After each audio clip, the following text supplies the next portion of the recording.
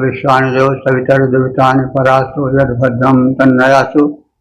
ओम भद्रं कर्णेभिः शृणुयाम देवा भद्रं पश्चिमाक्षत्राः विश्रयंगैस्तु श्वासस्तनुर्भिः यशेमहि देव हितं यदायुः। ओम वेद प्रेमियों श्रोताओं संप्रति हम सब ऋग्वेद के दशम मंडल के 81वें सूक्त की व्याख्या में प्रवेश करने जा रहे हैं। इस सूक्त में 7 मंत्र हैं।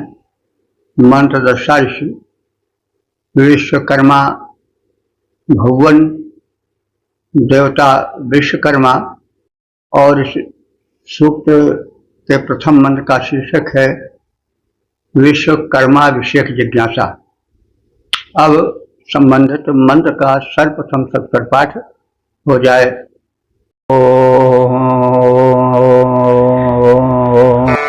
य इमा विश्वा भवनानि जुह्वदृशरहोदान्यसे एतत्पितानाः स आशिषा द्रविणमिच्छमानः प्रथमच्छदवराम् आविवेश।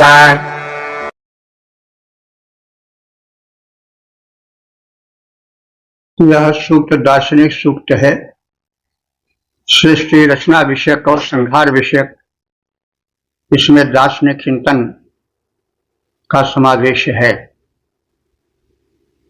तो सृष्टि है तो सृष्टा है, निर्माण है तो निर्माता है, इसे स्वीकार करना पड़ेगा।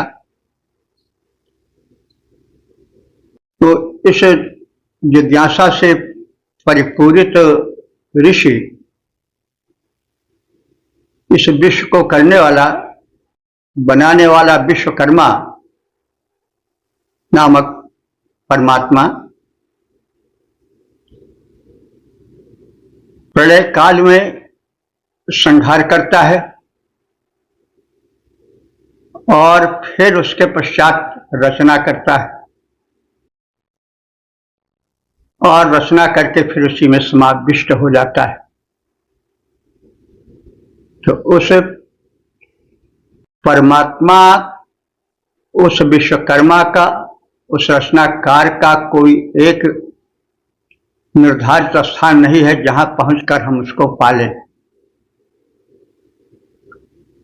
जैसे चित्र में चित्रकार समाया रहता है, किसी बहुत बड़े निर्माण में विराट स्वरूप में उसका निर्माता तो सामने नहीं आता है, लेकिन वो निर्माण, उसकी भव्यता उस निर्माता का परिचय दे ही देती है। हम किसी बड़े भारी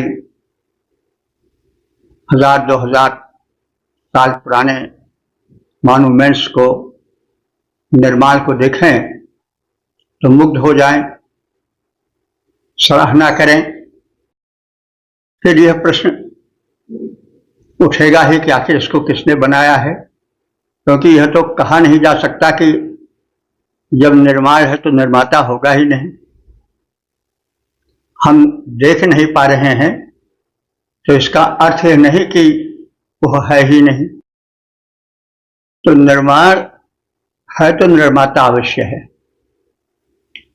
और वो यह विश्व जो इतना विराट है, इतना संयमित, इतना सूक्ष्म है, इसका जो निर्माता है, जिसे यहां विश्वकर्मा कहा गया है, जो संपूर्ण विश्व का निर्माता है, तो ये संसार की वस्तुएं न अचानक बिना पहले रहे हुए अस्तित्व में आती हैं और न फिर सदा के लिए मिट जाती हैं, वे सूक्ष्म रूप में रहती हैं। तो कोई निर्माण हो, कोई चित्र हो, कोई काव्य हो, तो उसमें चित्रकार या काव्यकार या निर्माता छिपा रहता है, और वो काव्य, कविता या वो निर्माण या हो रचना पहले सूक्ष्म रूप में उस निर्माता या रचनाकार के मस्तिष्क में रहती है, क्योंकि ना सतो विद्यते भाव ना भावो विद्यते सतः। जो है ही नहीं वो कभी हो ही नहीं सकता। बस असत का सत हो जाना, सत का असत हो जाना, यानी सूक्ष्म का स्थूल हो जाना, स्थूल का सूक्ष्म हो जाना, अप्रकट का प्रकट हो जाना, प्रकट का अप्रकट हो जाना, यही जो है वह सृष्टि में रचना और प्रलय का प्रारूप है। तो जो चीज हम देख रहे हैं वो पहले किसी न किसी रूप में थी, अवश्य सूक्ष्म रूप में थी। जैसे हमने कहा कि कोई चित्र है, कोई निर्माण है, तो पहले वह चित्रकार या निर्माता के मस्तिष्क में सूक्ष्म रूप में था, पश्चात वो स्थूल रूप में आया। तो यही सूक्ष्म का स्थूल हो जाना, फिर स्थूल का सूक्ष्म हो जाना, यही रचना का और प्रलय का प्रारूप है। तो इसी दृष्टिकोण को ध्यान में रख करके जो जिज्ञासा हुई है ऋषि के हृदय में, उसी की अभिव्यक्ति भिन्न भिन्न रूपों में इन 7 मंत्रों में हुई है। विषय तो कठिन है ही। जब हम 1000-2000 साल पहले के किसी विचित्र इमारत को या चित्र को देखते हैं तो प्रसन्न हो जाते हैं, चकित हो जाते हैं, लेकिन यह नहीं इनकार कर सकते, लेकिन यह बात नकार नहीं सकते हैं कि इसका कोई निर्माता नहीं है, है अवश्य। अब उसके बाद जब करने लगेंगे तो भाई वो काला होगा, गोरा होगा, बड़ा निपुण होगा, उसके हाथ में बड़ी सफाई रही होगी, यह है वो है। तो वो चीजें हैं, तमाम लोग जो चिंतन किए हैं तरह तरह के, कुछ इसी प्रकार से चिंतन है। वास्तव में कोई जानने वाला है नहीं, सिर्फ एक कल्पना का सहारा लिया गया है। और आदिकाल से आज तक मस्तिष्क में जिज्ञासुओं के शिष्ट विषयक, शिष्ट के रचनाकार परमात्मा विषयक चिंतन आते रहे हैं, लेकिन सब एक मस्तिष्क में कल्पना के रूप में टकराते रहे हैं। यथार्थ को कोई नहीं जान सका है। मैं का जानो राम को नैनो कबो न दीठ। तो कबीर दास जी भी कहते हैं कि मैं क्या समझ सकता हूं भाई, और भारी कहूं तो बहुत डरूं, हल्का कहूं तो झूठ, तो मैं का जानो राम को नैनो कबो न दीठ। तुरंत में सभी वेद भी नेति नेति कहकर रह जाते हैं कि अंत नहीं है, अंत नहीं है, बस एक प्रयत्न मात्र है। तो यह एक पृष्ठभूमि रही, और विश्वकर्मा उस शक्ति को नामित किया गया है जो विश्व को बनाने वाली, जिसने है रंग बिरंगा संसार, तरह तरह के खग मृग, नर नारी, रूप रंग, फल फूल, लता कुसुम, और न जाने क्या क्या झरने, नदी, पहाड़ बनाए हैं,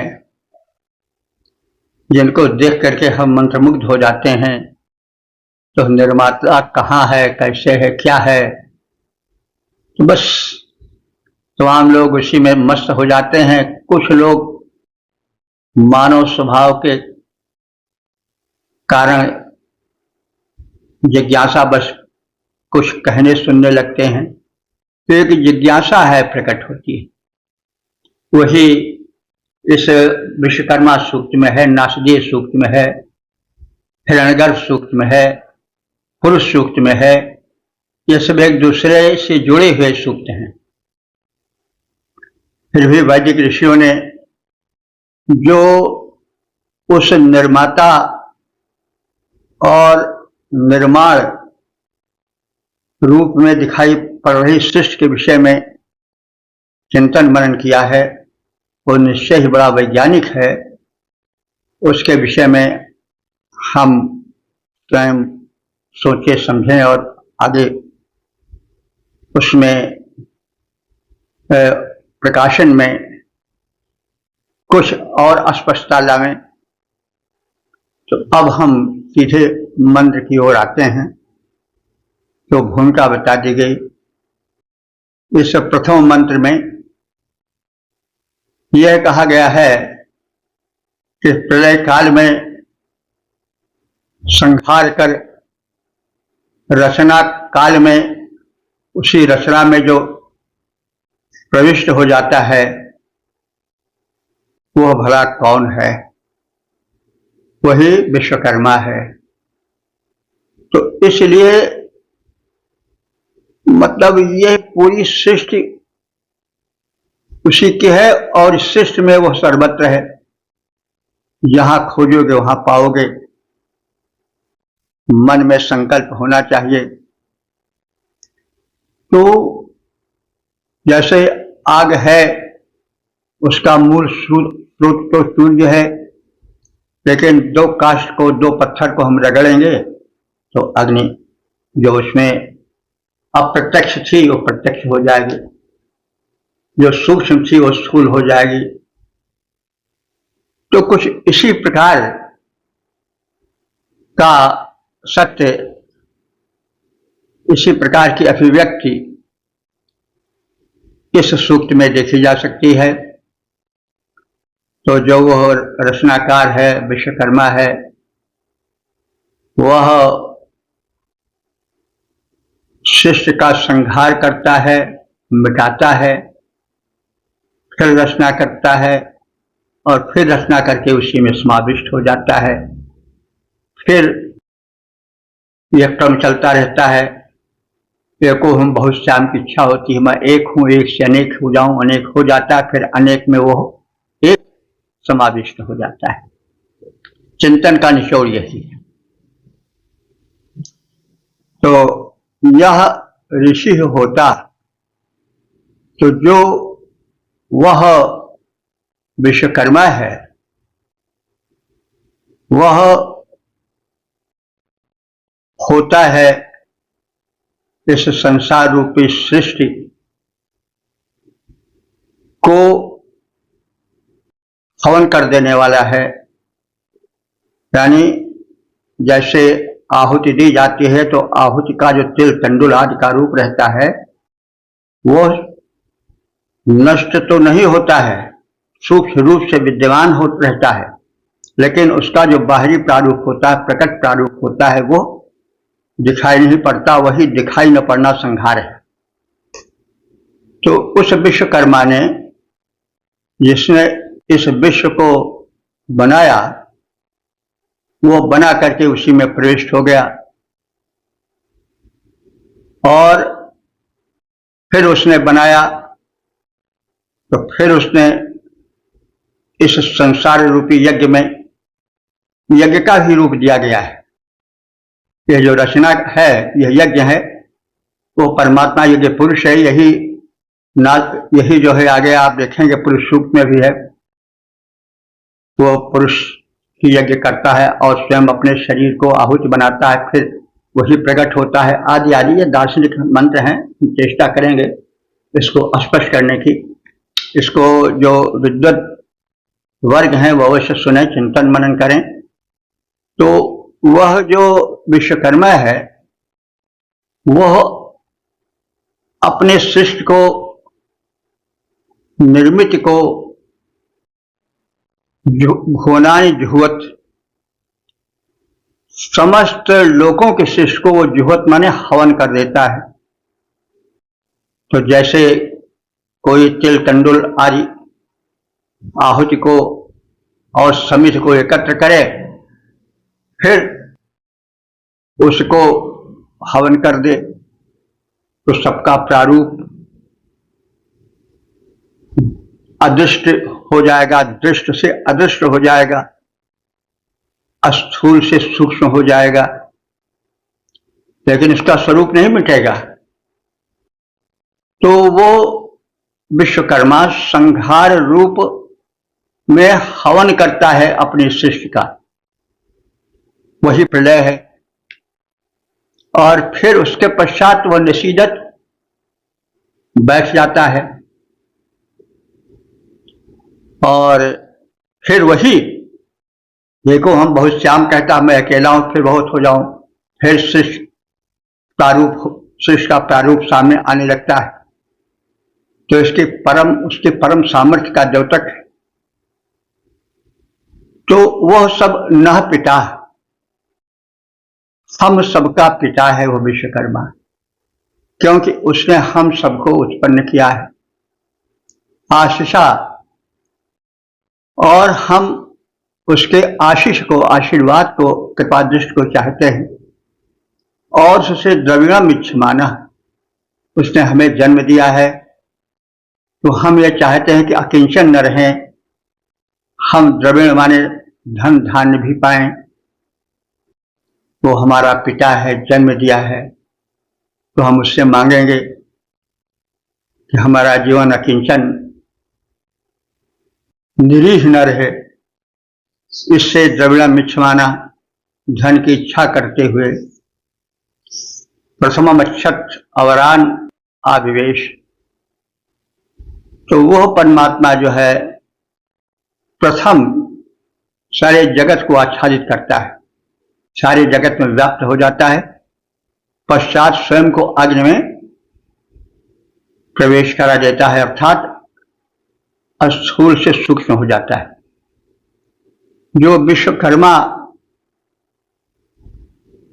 होता है, होता माने हवन करने वाला, आहुति डालने वाला, तो वो शिष्य को की आहुति डालता है अग्नि में, यानी जो आहुति दृश्यमान है उसको प्रक्षिप्त करके अग्नि में वो सूक्ष्म बना देता है, वही सूक्ष्म बनना संहार है।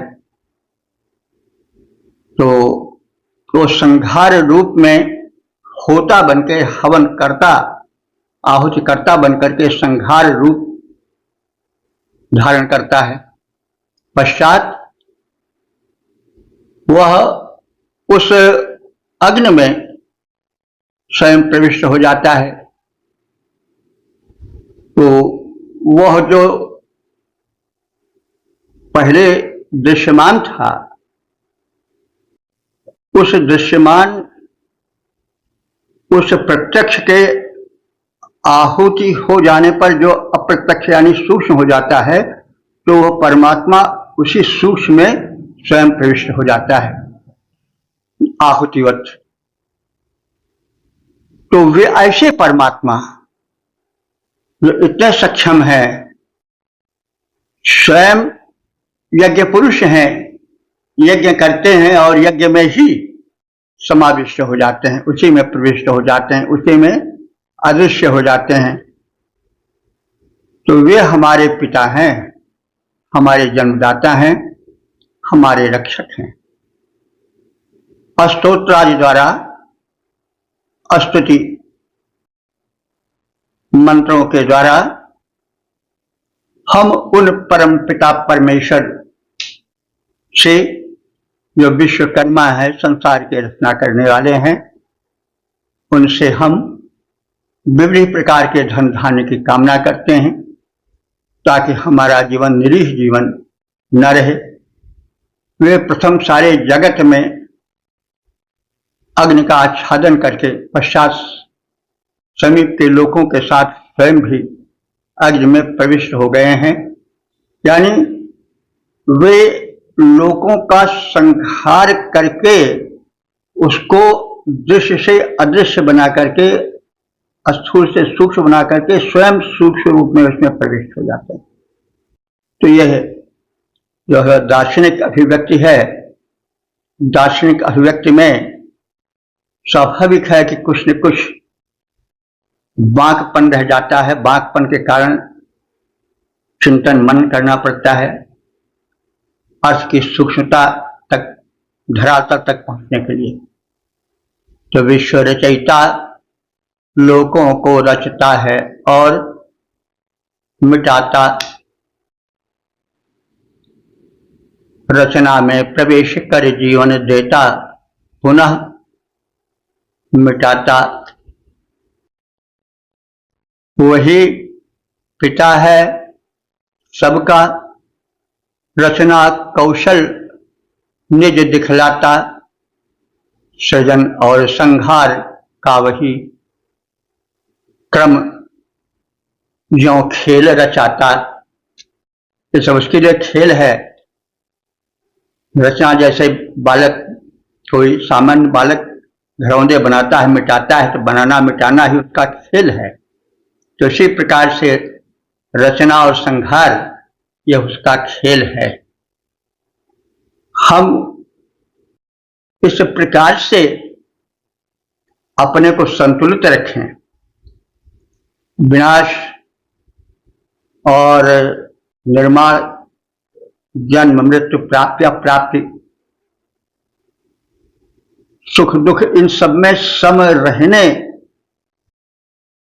का ही नाम ज्ञान है और जीवन है। तो इन दार्शनिक सूक्तों से दिव्यता के साथ साथ एक सुलझापन मिलता है और यही रहस्य भी है, यही प्रयोजन भी है। तो इस प्रकार से हम उस विश्वकर्मा को नमन करते हुए आगे बढ़ते हैं। 1081 देवता विश्वकर्मा, शीर्षक विश्वकर्मा का संक्षिप्त परिचय और संबंधित मंत्र का सर्वप्रथम सस्वर पाठ हो जाए।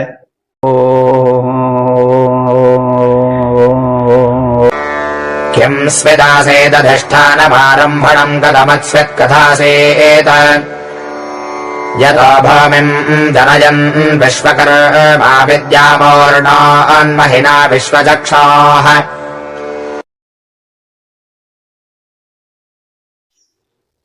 इस दूसरे मंत्र में उस विश्वकर्मा यानी सृष्टा के कर्म विषयक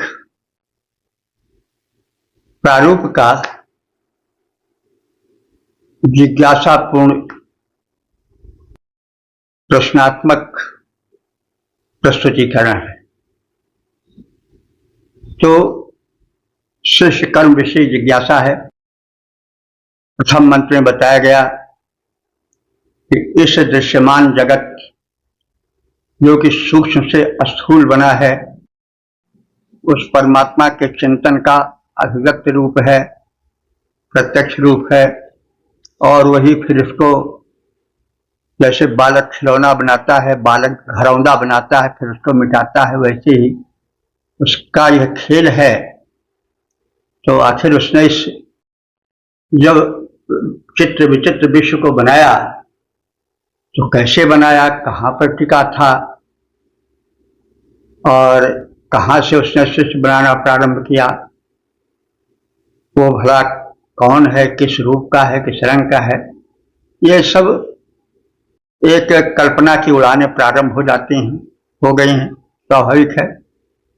जैसा हमने प्रारंभ में कहा था, कोई बड़ा मॉन्यूमेंट या विचित्र जब हम भवन को, मंदिर को या निर्माण को देखते हैं तो मंत्रमुग्ध हो जाते हैं। फिर आए कौन है, किसने बनाया, कब बनाया, किस काल में बनाया गया, किसके माध्यम से बनाया गया, क्या हुआ, कैसे हुआ। तो वही चीज है। यह तो फिर बहुत बड़ी रचना है, यह संसार विश्व। अब जो विविध प्रश्न उठे जिज्ञासु ऋषि हृदय में, उसका कथन है। तो सृष्टि काल में विश्वकर्मा यानी परमात्मा का आश्रय क्या था? अधिष्ठानम किंचित आसीत। अधिष्ठान माने आश्रय, किंचित माने कहाँ, आसीत माने था। तो सृष्टि काल में विश्वकर्मा का आश्रय स्थल कहाँ था, प्रश्न है। और कहाँ से और कैसे उन विश्वकर्मा ने सृष्टि कर्म प्रारंभ किया? तो आरंभम कटमत्सित, सृष्टि का आरंभ उन विश्वकर्मा ने कहाँ से, किस स्थान से किया? प्रश्न है, जिज्ञासा है। कथा आसीत, फिर उस कर्म को किस ढंग से प्रारंभ किया? विश्व चक्षा, उस विश्व दृष्टा विश्वकर्मा ने, रचनाकार ने भूमि जनयत, पृथ्वी को बनाया, फिर द्याम माने आकाश को बनाया, और सबको जनयन माने उत्पन्न करने वाले विश्वकर्मा ने एक साथ बनाया। और इस प्रकार से द्याम माने द्विलोक को और भूलोक को उसने बनाया, और महीना और रीत अपनी महिमा से बनाया और अपनी महत्ता का परिचय दिया। सृष्टि काल में विश्वकर्मा उस संसार के रचनाकार सृष्टा ने, परमात्मा ने, तो प्रश्न उठ रहा है कि कहाँ से लिया, कहाँ टिका था, कहाँ टिक करके उसने निर्माण कार्य प्रारंभ किया, और कब किया, कहाँ से और कैसे सृष्टि कर्म को उसने प्रारंभ किया।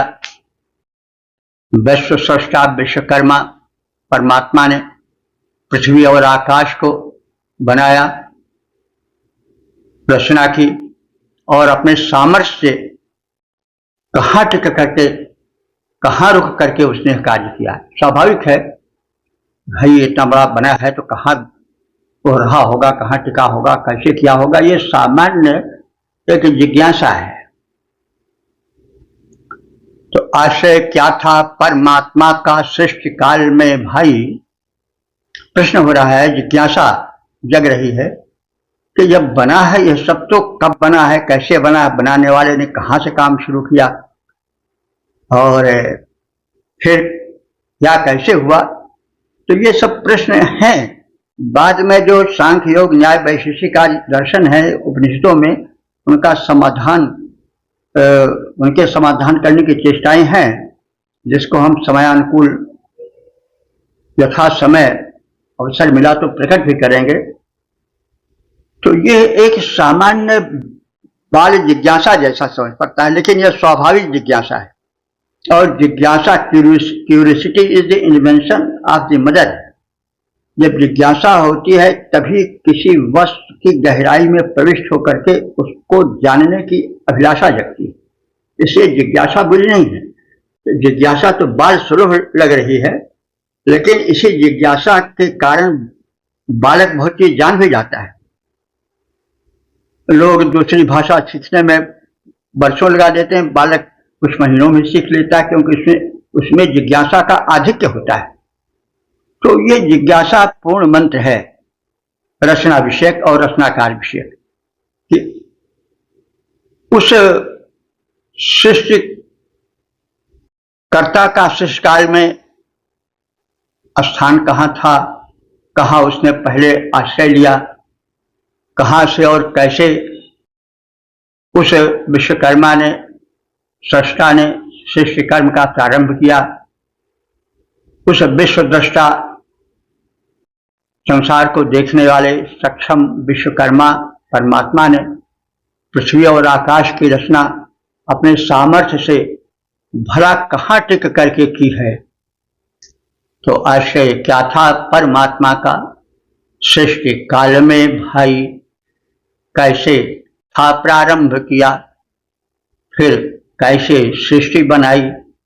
जगदृष्टा उस परमात्मा ने जिसने धरती गगन बनाया, कहाँ टिका था, कैसे रचना की, कैसे सामर्थ्य दिखाया। ओ 10:81:3 देवता विश्वकर्मा शीर्षक विश्वकर्मा का सामर्थ्य। अब संबंधित मंत्र का सर्वसंस्वर पाठ हो जाए।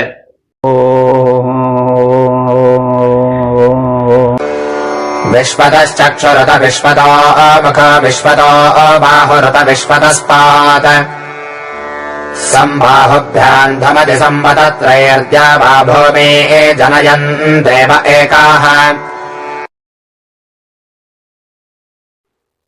इस तीसरे मंत्र में दूसरे मंत्र की जिज्ञासा का शमन किया गया है। उसमें कहा गया कब बनाया, कहाँ स्थिर रहा, कहाँ से प्रारंभ किया। तो उसी जिज्ञासा का उत्तर दिया जा रहा है कि भाई वह जो विश्वकर्मा है वो कोई सामान्य कर्म करने वाला नहीं है, सामान्य रचनाकार या शिल्पकार नहीं है। सामान्य शिल्पकार के जो 2 हाथ होते हैं, 2 पैर होते हैं, एक सीमित स्थान उसका होता है, सीमित दृष्टि होती है, लेकिन वो तो असीम है। उसने संपूर्ण ब्रह्मांड को एक साथ ही बनाया। ये उसकी महान क्षमता है। विश्वतः चक्षु, उस विश्वकर्मा परमात्मा के केवल 2 ही नेत्र नहीं हैं, एक सीमित स्थान तक देख सकें। विश्वतः माने सभी ओर, चारों ओर उसके नेत्र हैं, जहां देखो वहां उसके ही नेत्र हैं। तो यही साक्षात सहस्रपाद पुरुष सूक्त में कहा नहीं गया है, चाहे वो पुरुषा साक्षात सहस्रपाद, वो जो पुरुष है उसके सहस्रों माने हजारों, माने अनंत आंखें हैं, अनंत पैर हैं, अनंत हाथ हैं। सा भूम विश्वतो विश्वात दस्तांगुलम। तो यह पुरुष सूक्त का पहला मंत्र है। वो मंत्र इस मंत्र से मेल खाता है, या यह मंत्र उस मंत्र से मेल खाता है। वह जो यज्ञ पुरुष है, परम पुरुष परमात्मा विश्वकर्मा है, संसार या संपूर्ण विश्व का सृष्टा है, वह संपूर्ण का दृष्टा है। विश्वतः चक्षु, उसके नेत्र सभी ओर हैं। उत और विश्वतः मुख, उसका मुख सभी ओर है, जहां देखो वहां उसी का मुख है। यानी उसके असीम नेत्र हैं, असीम मुख हैं, जो सर्वत्र व्याप्त हैं। इसलिए कहां कैसे का कोई प्रश्न ही नहीं है। विश्वता बाहु, उसकी भुजाएं चारों ओर हैं। सामान्य शिल्पकार की भांति केवल 2 ही भुजाएं नहीं है उसके।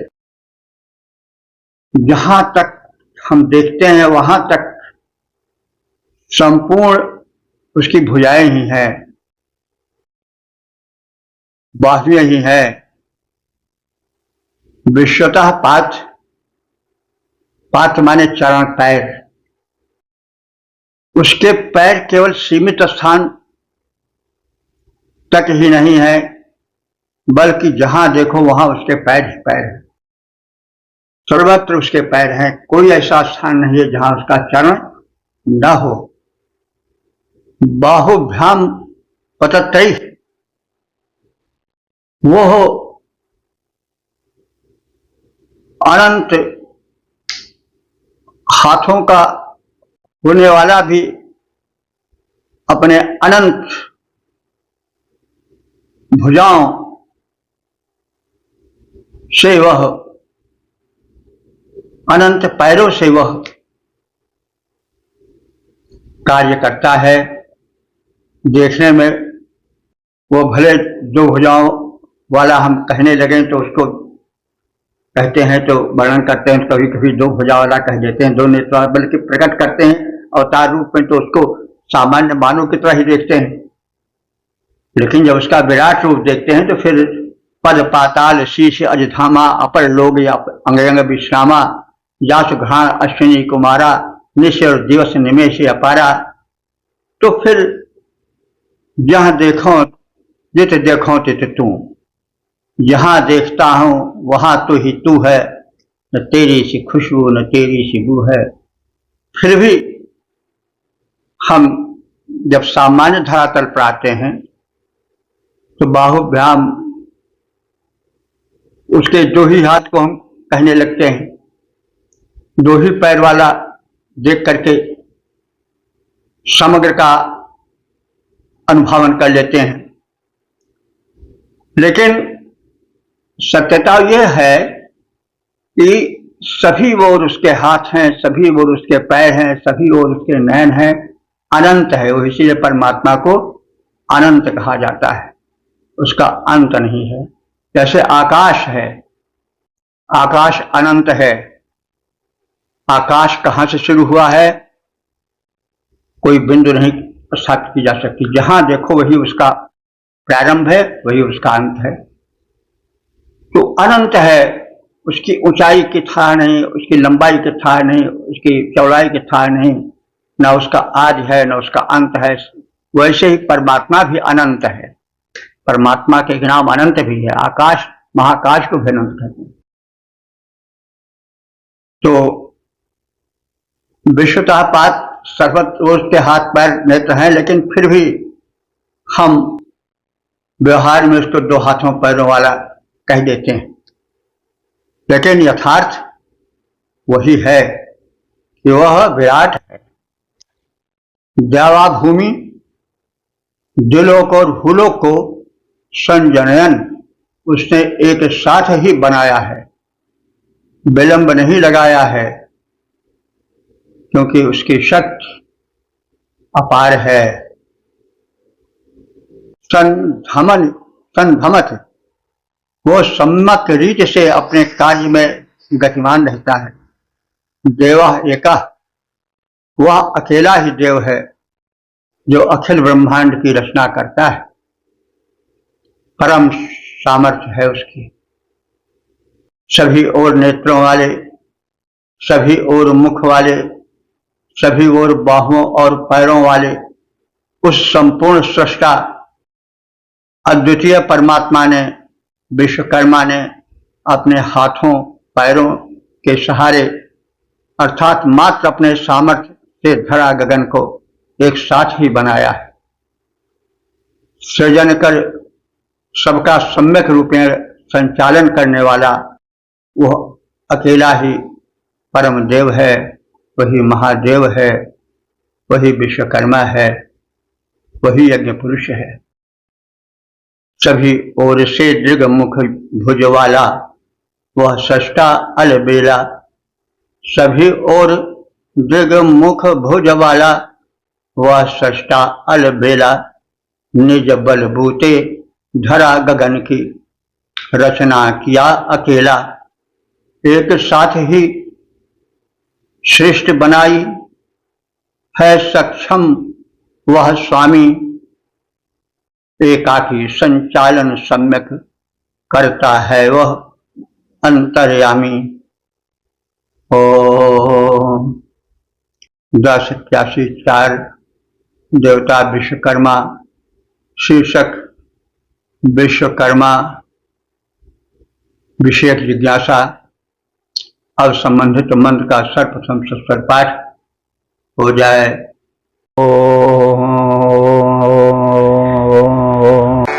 किं स्वेत्वनन्त उस वृक्ष आसयतोऽद्यावा पृथिवीनिष्ठदक्षः मने एष नो मनसा रक्षते तद्यदध्यतिष्ठद्भवनानि धारयन्। इस चौथे मंत्र में ब्रह्मांड के उपादान कारण विषयक जिज्ञासा का प्रकटीकरण है। और स्रष्टा विषय की जिज्ञासा भी है। उपादान कारण जैसे खिलौना बनता है, हाथी घोड़े आदि, तो उसका उपादान कारण मिट्टी होती है। निमित्त का मंच को बनाने वाला कुम्हार होता है। तो इसी तरह से कोई जब घर बनता है तो उसमें काष्ठ आदि के खंभे होते हैं और कड़ी बल्ली आदि तरह तरह के घर को संभालने वाले उपादान होते हैं। तो यह संसार बना है तो इसका उपादान भी तो होना चाहिए। ये जिज्ञासा है।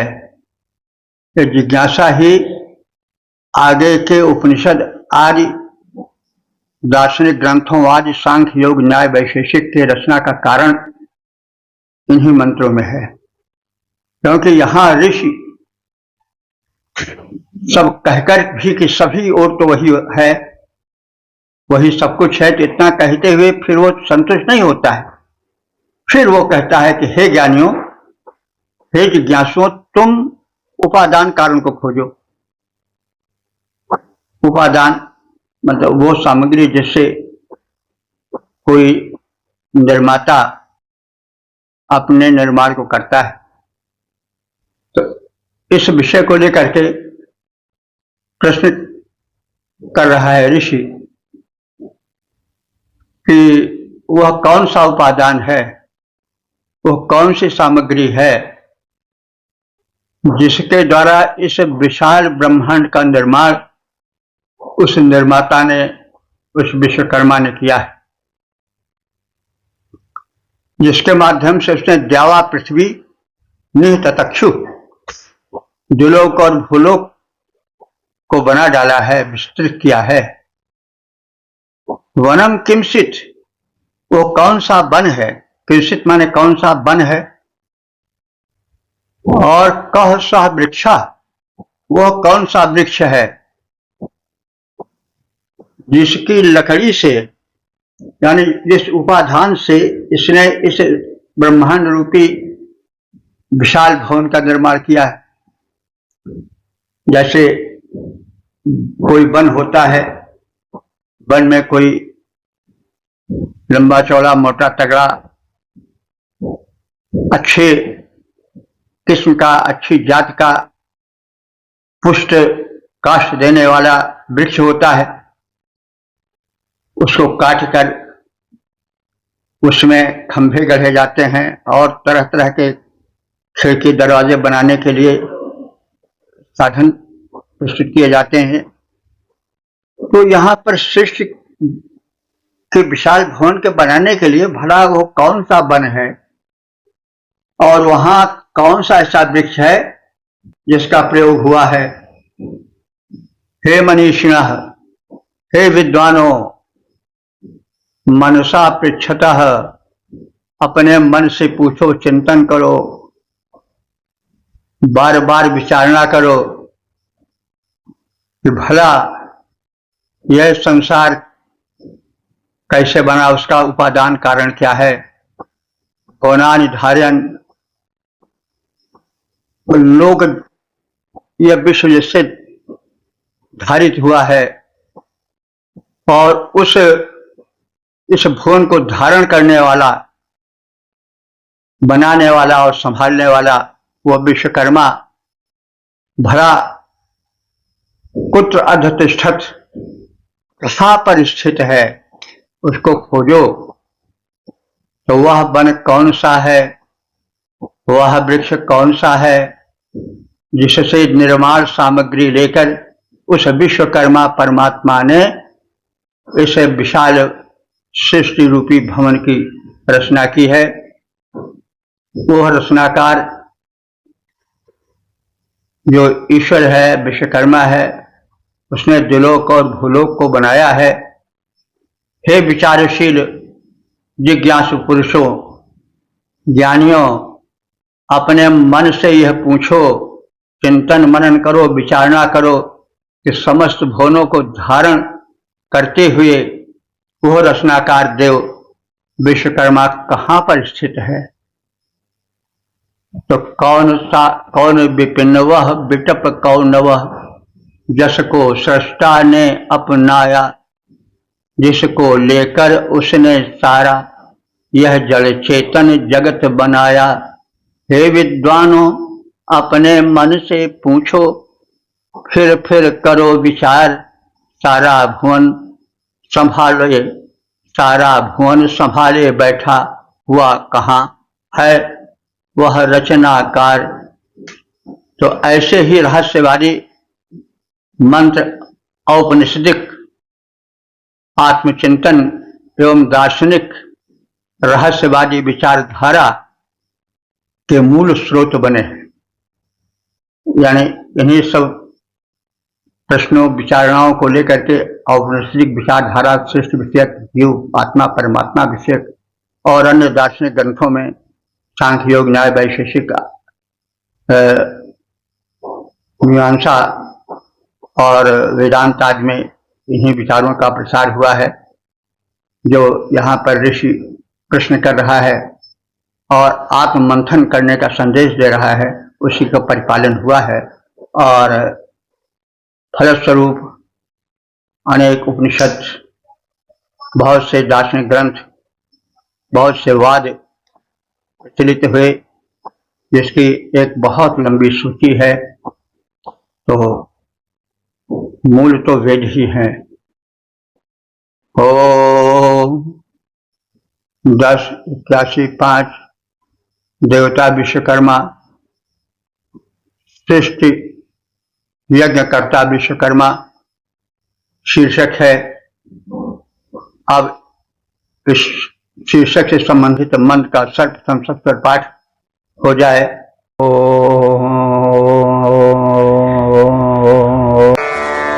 या ते धामानि परमाणि जापमाजा मध्यमा विश्वकर्मन्नुते मा शिक्षा सखिभ्यो हविषस्वधामस्वयं यजस्वधन्वं प्रधानः।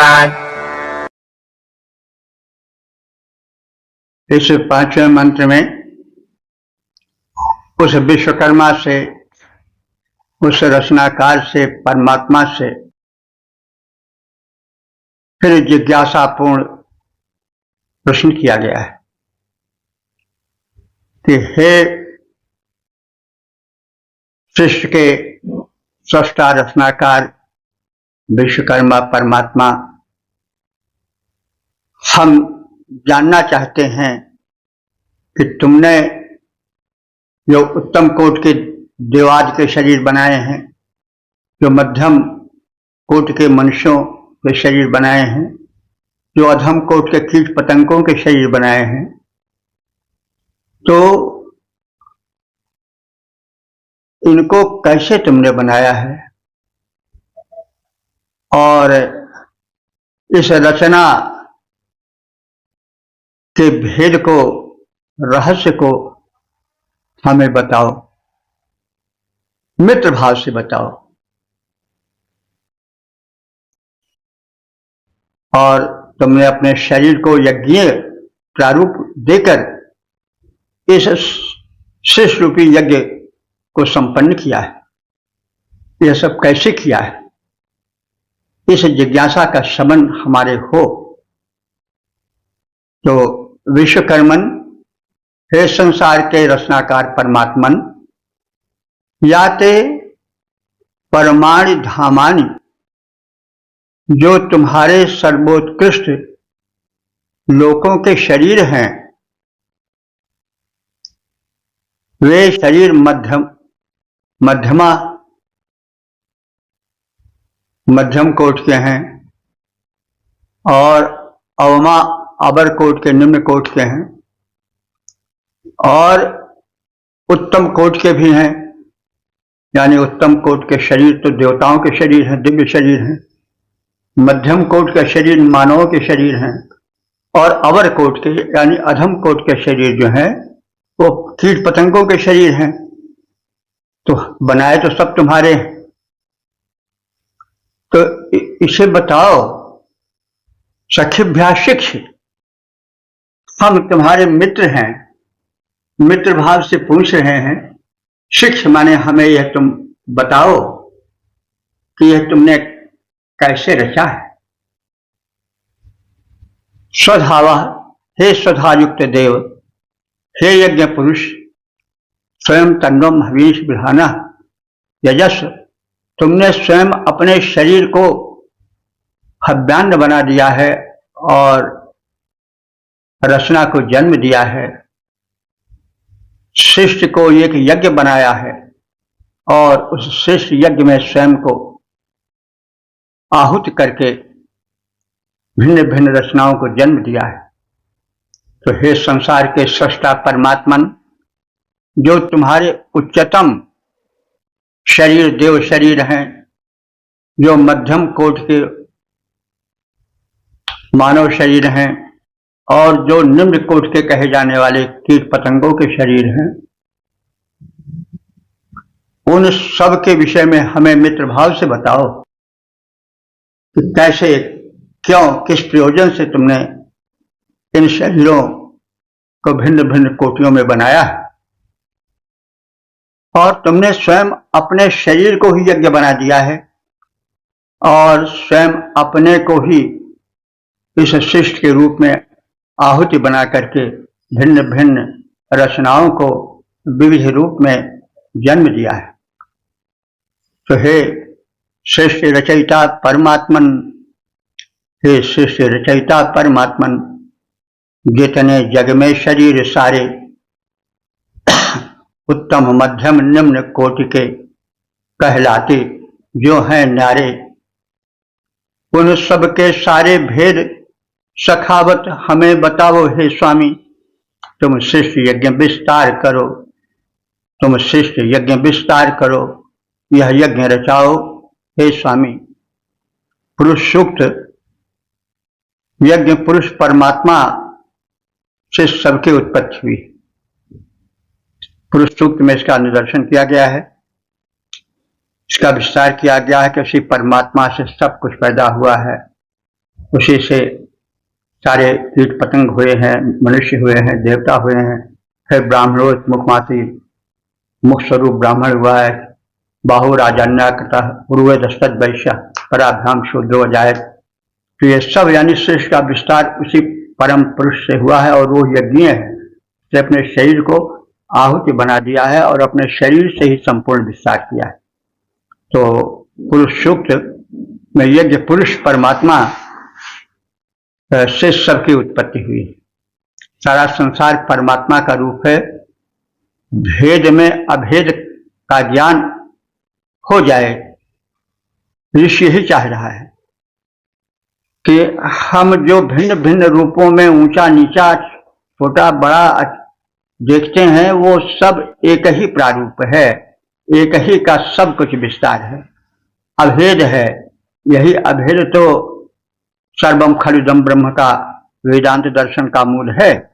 तो सारा संसार परमात्मा का ही रूप है, जितने जीव जितने प्राणी हैं वो सब उसी के रूप हैं। यही भेद में अभेद का दर्शन है और ऋषि चाहता है कि परम शक्ति उसे यह ज्ञान दे ताकि जो द्वैत भावना है, ऊंचा नीचा छोटा बड़ा अपना पराया, यह सब छूट जाए। यही ज्ञान है। मैं तय तोर मोर तय माया, यही बस की है जीव निकाया। तो यही भेदभाव तो मनुष्य को मारे डाल रहा है। कबहु देव जग धनमय रिपुमय, कबहु नारीमय भाषय, संसद सन्निपात दुख दारुण बिनु हरि कृपा नाशय। माधव यह भ्रम की अधिकारी, शत्रु मित्र मध्यस्थ तीन ये मन कीन है बरियाई। भेदभाव तो मन ने जबरदस्ती का डाला है। तो उसने कहीं किसी को मित्र माना, किसी को शत्रु माना, किसी को मध्यस्थ माना और त्यागन गहन उपेक्षणीय अहि हाटक त्रिकीनाई। शत्रु मित्र मध्यस्थ तीन ये मन कीन है बरियाई। मन ने जबरदस्ती यह भेदभाव बनाया है। किसी को अपना मान लिया, किसी को पराया मान लिया, किसी से हमें क्या मतलब है, उसको मतलब उससे अपने को बिल्कुल अलग निरपेक्ष कर लिया। तो इसी में तो आदमी मर रहा है। किसी को अपना समझकर सुखी दुखी हो रहा है, किसी को पराया समझकर उसी में जल रहा है। और किसी से हमें क्या मतलब है, मरे जिए उससे हमसे क्या मतलब है। तो ये मन की जो कल्पना है वो निकृष्ट कल्पना है। गोस्वामी तुलसीदास जी भी इससे कहें कि तो मन कीन है बरियाई, जबरदस्ती उसने किया है। शत्रु मित्र मध्यस्थ, किसी को शत्रु मान लिया, न कोई किसी का शत्रु है न कोई किसी का मित्र है, अपना ही मन अपना मित्र है, अपना ही मन अपना शत्रु है। तो शत्रु मित्र मध्यस्थ तीन ये मन कीन है बरियाई, त्यागन गहन उपेक्षणीय हाटक तृण की नाई। जैसे हाटक माने सोने को आदमी बहुत संभाल के रखता है, तो ऐसे भाई हमारे अपने हैं, जबरदस्ती किसी को अपना बना लिया। अरे कौन किसका कौन पराया, सब तो अपने हैं सब पराए हैं। अरे इस विषय में तो बहुत कुछ कहा गया हमारे यहाँ, बहुत है। अभिमन्यु के विषय में भी है, जब अभिमन्यु वध हो गया तो गांडी उनका गिर गया, छूट गया कि अब हम आगे नहीं लड़ेंगे, हम मर जाएंगे, पुत्र का वियोग हम नहीं सह सकेंगे। कृष्ण ने बहुत समझाया, लेकिन उनके समझ में कहा कि भगवान आप लाख समझाओ, लेकिन अब मेरा मन मान नहीं रहा है। तो उन्होंने कहा अच्छा हम तुमको अभिमन्यु से मिला दें तो। अरे कहें तब क्या कहना है महाराज। तो ले गए जहां जिस लोक में अभिमन्यु था। तो कृष्ण भगवान ने कहा कि देखो तुम्हारे पिता है। कहें कौन पिता? कहने रे देखो ये पिता। कहें न जाने कितने हमारे पिता हुए हैं, न जाने कितने बार हम इनके पिता हुए हैं, न जाने कितने बार ये हमारे पुत्र हुए हैं, हम इनके पुत्र हैं, ये हमारे पुत्र हुए हैं। ये तो एक खेल है दुनिया का। अब ये क्यों परेशान होकर के आ रहे हैं? ये तो एक खेल है। कभी कोई राजा बनता है, कभी कोई प्रजा बनता है, कभी कोई शत्रु बनता है, कभी कोई मित्र बनता है। न शत्रु रहता न मित्र रहता, तो खेल है। सिनेमा में नायक खलनायक होते हैं, लेकिन सब बाद में मिलते हैं मित्र की तरह। रामायण सीरियल के विषय में कभी किसी ने प्रश्न किया अरुण गोविल से कि क्या रावण से आपसे बातचीत होती थी? कहन खूब मित्रता से बातचीत होती थी। तो कहन ये तो लीला है भाई, इस नाटक को, इस लीला को तुम सही क्यों मान रहे हो? तो यही अज्ञान है, और इसी भेदभाव को मिटा देना ज्ञान है। तो अभेद में भेद, भेद में अभेद देखना ही ज्ञान है। यहां पर न कोई ऊंचा है, न कोई नीचा है, न कोई अपना है, न कोई पराया है। यही संदेश है कि ये जो सारे भेद हैं कि ऊंचा है, नीचा है, ये देव शरीर है, ये मानव शरीर है, यह जो कीट पतंग शरीर है, तो शरीर सब है। तो किसी शरीर से घृणा मतलब भेदभाव वाली नींव न डालो। मनुष्य अपने ही शरीर में, अपने ही परिवार में, अपने ही घोंसले में अपना पराया कर लेता है और उसी में दुखी होता रहता है। यही तो अज्ञान है। इसी अज्ञान को मिटाने के लिए ये सब मंत्र कहे गए हैं कि हे संसार के सृष्टा परमात्मन, जो तुम्हारे उच्चतम, मध्यम और निम्न कोट के शरीर हैं, यानी देव शरीर, मानव शरीर और कीट पतंग के शरीर, उन सबके विषय में हमें मित्र भाव से बताओ। और तुमने अपने शरीर को यज्ञ बना करके और यज्ञ में आहुतिवत डाल करके अपने ही से सबको उत्पन्न किया है, और शिष्य यज्ञ का तुमने ही यजन किया है, तुमसे ही सब उत्पन्न हुए हैं। तो शरीर के किस अंग को, उंगली को छोटा कहें, कि पैर को छोटा कहें, कि आंख को छोटा कहें, कान को छोटा कहें, सब तो अपने अपने स्थान पर अपना महत्व रखते हैं। इसमें भेदभाव क्यों करते हो? सब तुम्हारे हैं, सब एक ही अंग के, एक ही शरीर के फैले हुए अंग प्रत्यंग हैं। तो विराट पुरुष, पुरुष एक है जिसके एक आकृति प्रकृति सीमित है, लेकिन विराट, तो वो विराट पुरुष है। उस विराट पुरुष के अंग स्वरूप सब कुछ हैं। तो सारे अंग तो अपने हैं, हम सब उस बहुत बड़े अंग के छोटे छोटे भाग हैं। तो हम आपस में क्यों लड़ें? दाएं हाथ बाएं हाथ पर क्यों प्रहार करे, बाएं दाएं पर क्यों प्रहार करे? तो अब सब एक ही रूप के भिन्न भिन्न नाम है। तो इस प्रकार से इस मंत्र द्वारा अनेकत्व में एकत्व के दर्शन का संदेश है। ओ 10:81 देवता विश्वकर्मा शीर्षक उत्तम फल प्राप्ति हेतु प्रार्थना।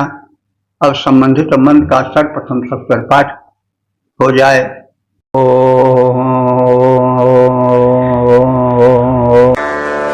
विश्वकर्मन् हविषा वावृधानस्वयं यजस्व पृथिवे पदद्याम् मह्यन् वन्ये अभिदोदना आस इहास्माकम् मघवा आसोरिरस्तो।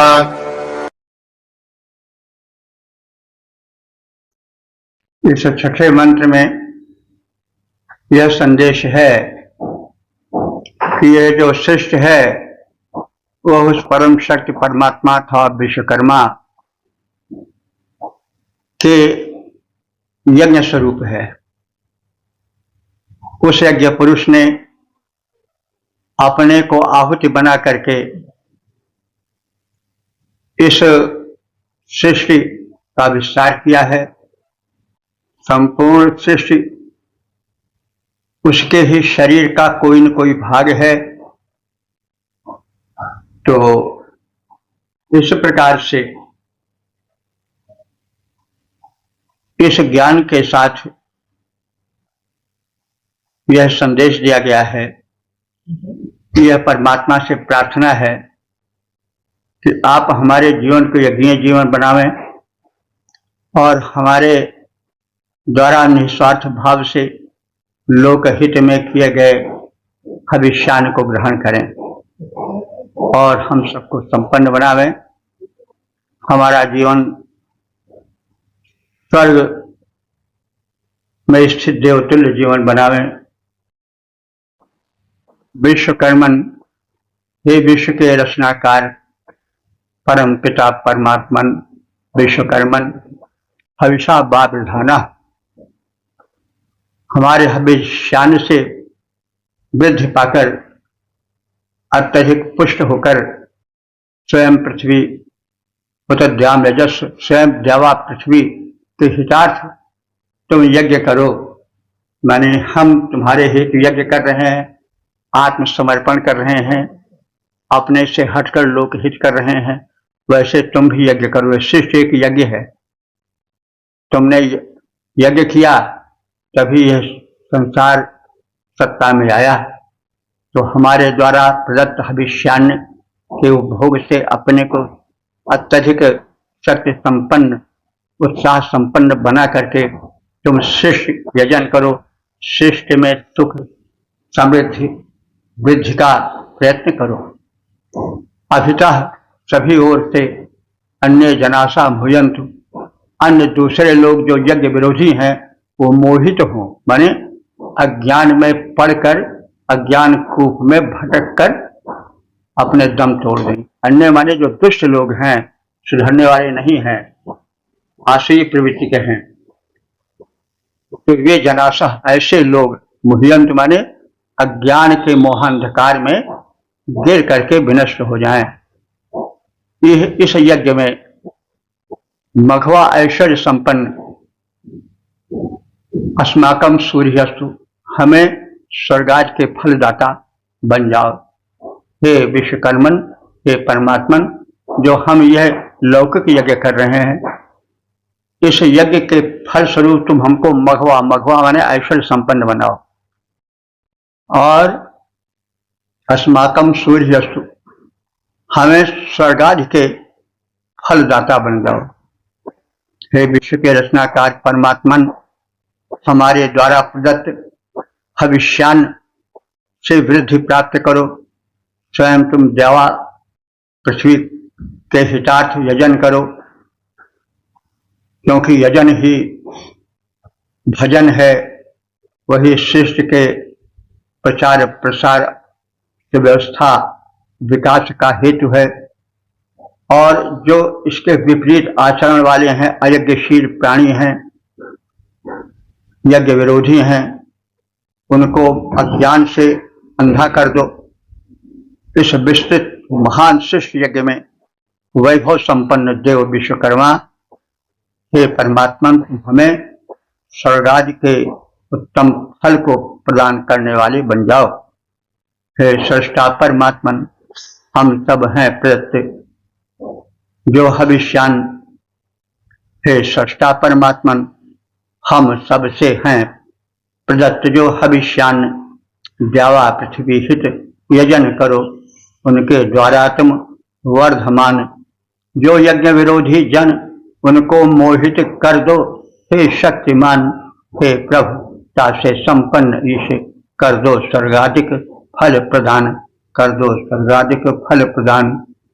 हो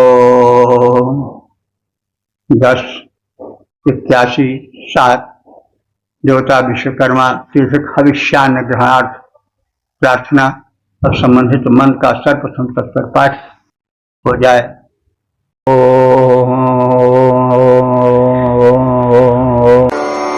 वाचस्पतिम् विश्वकर्माणमोदजे मनोजुबम्बाजे अद्याहुवेम स नो विश्वानि हवनानि जोषद्विश्वशम् भोरवसे साधुकर्मा। इस 7वें मंत्र में, जो कि इस सूक्त के समापन का मंत्र है, इसमें विश्वकर्मा उन परमात्मन, उन सर्वस्वामिन, कर्तुम अकर्तुम अन्यथा कर्तुम परमेश्वर से हविष्यान स्वीकार करने की प्रार्थना है। पहले के 6 मंत्रों में तो उनकी महत्ता, शिष्ट विषयक उनकी सामर्थ्य और दार्शनिक विषयों का प्रकटीकरण हुआ है। उस सृष्टा के इस सृष्टि के मर्म को समझने की और उस सृष्टा के प्रति समर्पण की भावना के साथ इस समापन वाले मंत्र में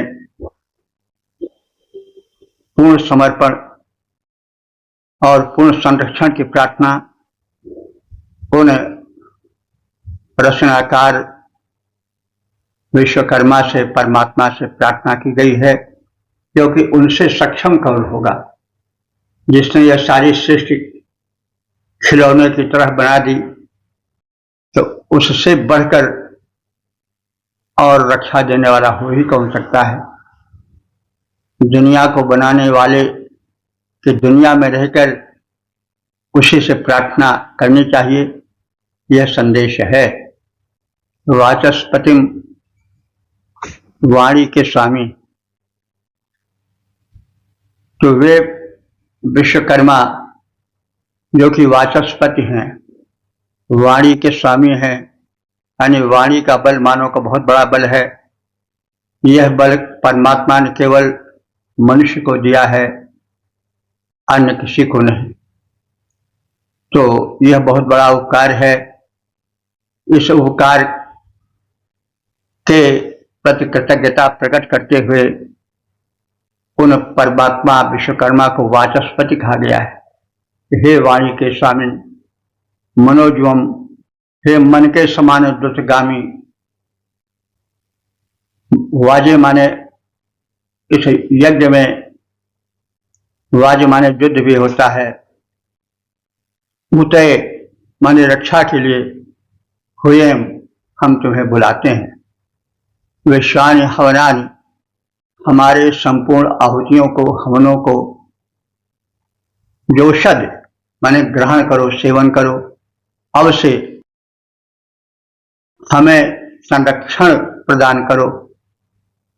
विश्वम्भू, हे विश्व के कल्याण करने वाले परमात्मन, साधु कर्मा, तुम उत्तम कर्म करने वाले हो और जो साधु कर्मा हैं, जो उत्तम कर्म करने वाले तुम्हारे अनुयायी हैं, तुम्हारे रचना के सदस्य मानव हैं, उन्हें जो है वो आश्रय दो। हम तुम्हें आमंत्रित करते हैं इस यज्ञ में।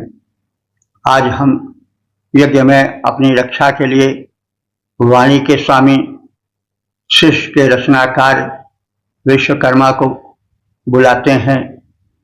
सत्कर्म के प्रेरक, कल्याणकारी वे विश्वकर्मा हमारे द्वारा प्रदत्त हविष्यान्न को हमारी रक्षा के निमित्त सप्रेम ग्रहण करें। जो वाणी के अधिपति, जो परमात्मन वाणी के अधिपति, जो जग के रचनाकार कहते हैं, जो सत्कर्मों के प्रेरक, स्वयज्ञ में सादर उन्हें बुलाते हैं। हम सबके द्वारा जो प्रदत्त है मंगलकारी हविष्यान्न हम सबकी रक्षा हेतु करें। स्वीकार विश्वकर्मा महान, स्वीकार विश्वकर्मन महान। इस प्रकार से हम सब ऋग्वेद के दशम मंडल के 81वें सूक्त के 7 मंत्रों की संक्षिप्त व्याख्या प्राप्त की। अब तक ले जो मंत्र व्याख्यायित हो चुके हैं उनकी संख्या हो चुकी है 9645। यह परम सौभाग्य का विषय है। यह जो 81वां सूक्त है, यह दार्शनिक सूक्त है। यह सृष्टि कैसे बनी, इसका बनाने वाला कौन है, कैसे इसका प्रारंभ हुआ, फिर क्यों यह बनती बिगड़ती है, इसमें व्यक्त और अव्यक्त का रहस्य क्या है, जन्म मृत्यु का रहस्य क्या है। कोई वस्तु व्यक्त हो गई फिर अव्यक्त हो गई, बनी फिर बिगड़ी, तो यह है क्या, और इसके पीछे कौन है। शिष्य की एक जो विकसित और एक जो नियमित व्यवस्था चली आ रही है, उस व्यवस्था के पीछे किसका हाथ है, और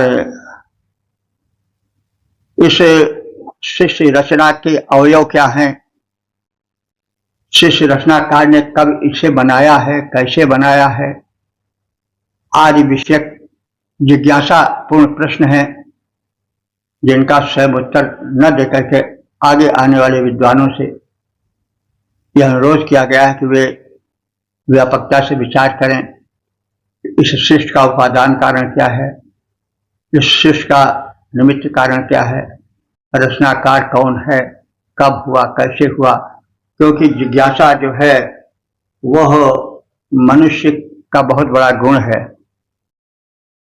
पशु पानी पी लेता है, नदी से लौट आता है प्यास बुझा करके, लेकिन मनुष्य प्यास ही नहीं बुझाता है। वरन नदी कहाँ से आई, कहाँ मिलेगी, क्यों मिलेगी, कैसे है, क्या है, आदि विषयक जिज्ञासा उसमें उठी, और यही उसके विकास का मूल हेतु है। तो जिज्ञासा की एक लौ जगह दी गई है इस सूक्त में, और उसी के फलस्वरूप बाद के औपनिषदिक ऋषियों ने, ये उपनिषद के रचनाकारों ने, और अंत में गीतादि दर्शन, सांख्य योग, न्याय, वैशेषिक आदि के दर्शनकारों ने, दार्शनिकों ने इन्हीं वैदिक विचारों को विस्तृत किया, और शिष्य संबंधी जो है वह अपने विचार प्रस्तुत किए, जो कि बड़े व्यापक रूप में है। उनका एक व्यापक विस्तार है, और इसके माध्यम से हम यह जान सकते हैं कि शिष्य में इतना चिंतन मनन, कहने का मतलब भारत को छोड़ करके, संस्कृत भाषा को छोड़ करके इतना चिंतन मनन अन्य कहीं नहीं हुआ है, जहां तक मुझे ज्ञान है। तो यह आर्ष संपदा है, ऋषियों की देन है। हमें सृष्टि के रहस्य को जानना चाहिए, और इसी रहस्य के ज्ञान से संबंधित सारे आविष्कार, सारे चमत्कार हुए। मनुष्य ने चंद्रमा को देखा, ग्रह नक्षत्रों को देखा, फिर सोचा इसमें क्या है, कैसे है, तो इसी क्या कैसे क्यों के विषय में तो आध्यात्मिक के साथ साथ भौतिक चिंतन भी हुए और मनुष्य आगे बढ़ता जा रहा है। तो यह जो भौतिक चिंतन है एकांगी चिंतन है। वेद में इस भौतिक चिंतन के साथ ही साथ आध्यात्मिक चिंतन है, क्योंकि जब तक भौतिकता पर आध्यात्मिकता का अंकुश नहीं रहेगा तब तक जो है चिंतन अधूरा रहेगा और मनुष्य का ज्ञान उसको कब ले डूबे कोई ठिकाना नहीं। तो इसलिए वेद में जो है वह आध्यात्मिकता का पुट भी दिया गया है। भौतिक विकास के साथ साथ आध्यात्मिक विकास भी चला है। यह बहुत बड़ी विशेषता है जिसकी आवश्यकता है। और यह शिष्य विषयक जो सूक्त हैं, जिसके पूरक बात के नासदीय सूक्त, हिरण्यगर्भ सूक्त, पुरुष सूक्त आदि हैं, यह सब परम वैज्ञानिकता को लिए हुए बड़े ही जिज्ञासा पूर्ण सूक्त हैं। इनका केवल स्वस्थ पाठ तक ही नहीं वरन चिंतन मनन पूर्वक इन पर विचार होना चाहिए। हमारे ऋषियों मुनियों ने 15,000 साल पहले यह सब लिख पढ़ दिया, लेकिन हम दुर्भाग्यवश आज केवल ये स्वस्थ वाचन तक ही मंत्रों को समेट करके रह गए हैं पुरुष सूक्त आदि के। तो हमको एक जिज्ञास की दृष्टि से भी इन मंत्रों को देखना चाहिए। साथ साथ आध्यात्मिकता और भौतिकता का जो सम्मिलन है उस पर ध्यान दे करके वैदिक धर्म का प्रचार प्रसार करना चाहिए। ओम सर्वे भवन्तु सुखिनः, सर्वे सन्तु निरामयाः, सर्वे भद्राणि पश्यन्तु मा कश्चित् दुःखभाग् भवेत्।